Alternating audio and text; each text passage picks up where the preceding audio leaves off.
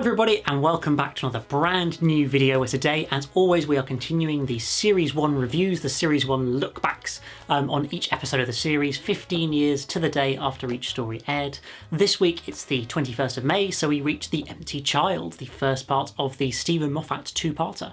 So yes, this is of course quite a significant story in many ways because it is the first script for New Who that Steven Moffat ever wrote. He did write the script for The Curse of Fatal Death, the 1999 Children in Need special, but this was kind of the first proper official actual Doctor Who episode script that he put together, this two-part story set in World War II in the middle of the London Blitz, focusing on these mysterious gas mask people and a kid who runs around or walks around saying, "Are you my mummy?" all the time, which is really rather creepy. I would say for me this is probably still one of the scariest Doctor Who episodes, I think. It's just always, like, although I'm not sitting there shivering in fear now because I'm an adult, but I think as a child this was certainly one of the stories that scared me the most, a story where you've got these children or these people that are having gas masks growing onto their faces and then they're walking around saying, "Are you my mummy?" It's just a very, very kind of creepy idea, I think. That sort of childlike connection to it in terms of having it being a child saying, "Yeah, are you my mummy?" but in such a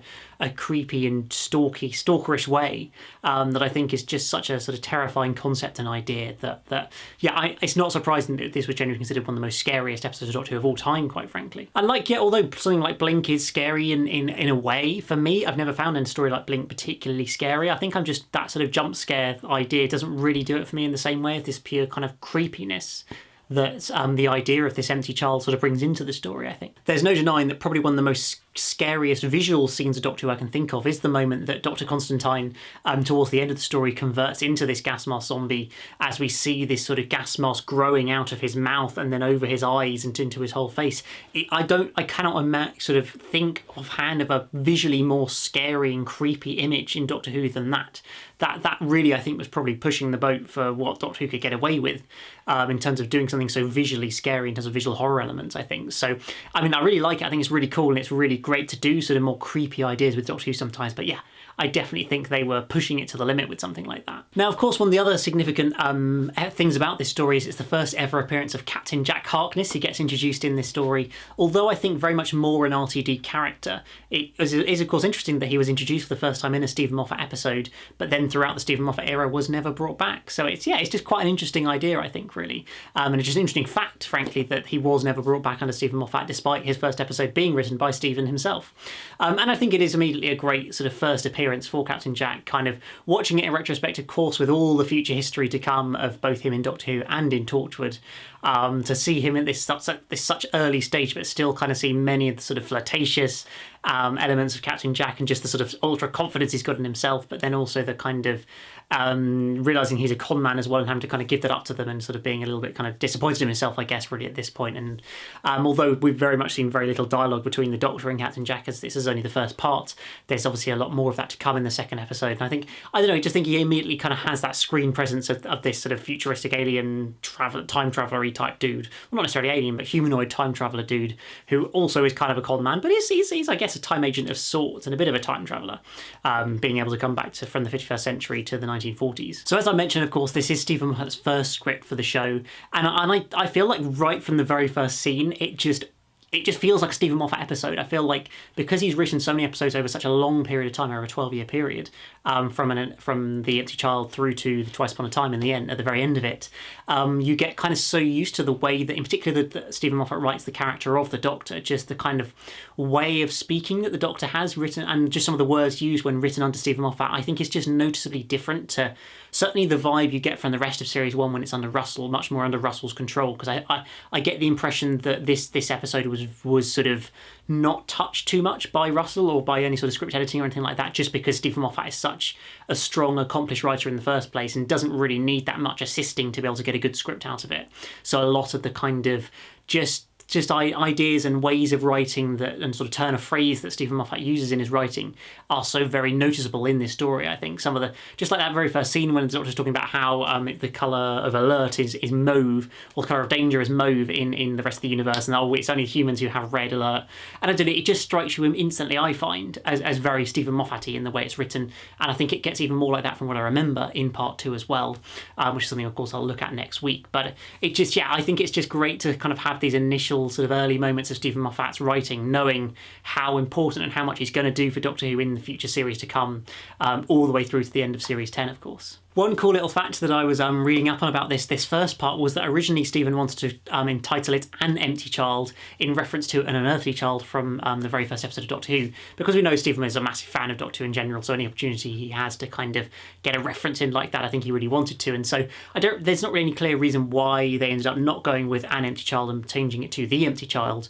But yeah, that very much was one of the plans in the earlier stage of writing, and was what he kind of wanted the story title to be, I think. And I think generally one of the important things, of course, with the first part of a two-parter in Doctor Who is to very much create a sense of mystery and establishing the setting, but also kind of keeping the story going and not just being an exposition dump for 45 minutes. And I feel like this script really strikes a great balance between that. You've kind of almost got the surprise in the early few minutes as we kind of realise where we are, because it's not immediately clear unless, of course I know already. And I imagine the synopsis would have mentioned it, but if somebody just went into that episode, you wouldn't automatically know straight away that it's in the middle of World War II.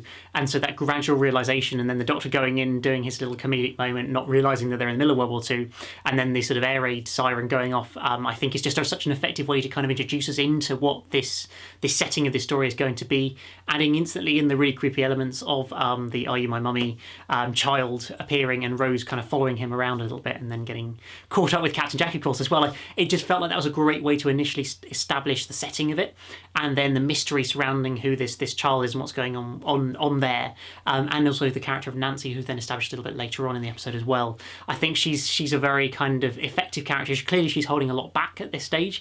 Even at the end of episode 1, she very much doesn't really want to open up to exactly what's going on, because of course she's a pretty important part of the resolution of the story, from what I remember at least. I'm pretty certain that's the case. But it still feels like she's quite an interesting character, where you very much suspect that there's a lot more to her than what we've learned so far. And so it's interesting to sort of go into part 2 to look for that, I think. Clearly, as a whole, this is an extremely highly rated two-part story, and I think even just this first part is a very, very strong establishing episode, as I just mentioned, a very good way to set the story up, to introduce the mystery behind it. And as I think Steven described it, as he wanted to do a story that was almost quite small in scale to an extent. Although you're in the middle of the London Blitz, you've got Rose hanging off the balloon in the middle of the sky in this air raid. But it also, there isn't some big evil villain behind everything ultimately. It is just this empty child, this gas mask zombie child thing that we've got going on there, that's kind of the main villain of the piece almost.